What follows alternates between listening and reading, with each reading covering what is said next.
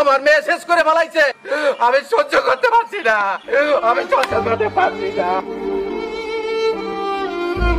কয়েক বছর আগের ঈদেও আয়েশা সিদ্দিকা মিন্নির জীবনটা ছিল রঙিন। সাজসজ্জা আর সৌন্দর্য দিয়ে সবাইকে মাতিয়ে রাখতেন। মিন্নিকে ঘিরে ঈদের আনন্দটা ভাগাভাগি করত তার পরিবারও। কিন্তু একটা ঘটনা বদলে দিয়েছে পুরো পরিস্থিতি।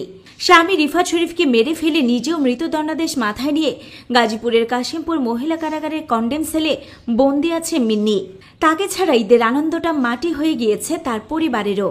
ঈদের দিন সান্ত্বনা খুঁজতে মেয়েকে দেখতে কারাগারে গিয়ে চক্ষু চড়ক গাছ মিন্নির বাবার। একটা সময় ঈদে নিজেকে পরিপাটি করে রাখা মিন্নি কারাগারে কয়েদির পোশাকে ড্রেন পরিষ্কার করছে। মেয়েকে ঈদের দিনে ওই অবস্থায় দেখে নিজেকে সামলে রাখতে পারেনি মিন্নির বাবা মোজাম্মেল হক কিশোর। কাঁদতে কাঁদতে তিনি বলেন, আমার মেয়েকে দিয়ে ড্রেন পরিষ্কার করানো হচ্ছে, এছাড়াও তাকে দিয়ে নানা ধরনের কাজ করানো হয়। যদি অন্য কেউ অপরাধ করে তবে সেই অভিযোগ আমার মেয়ের উপর চাপিয়ে দিয়ে তাকে কেন শাস্তি দেওয়া হচ্ছে।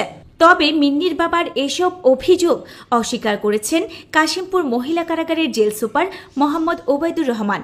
তিনি জানান, কারাগারে মিন্নি ভালোই আছেন। তিনি একজন মৃত্যুদণ্ডপ্রাপ্ত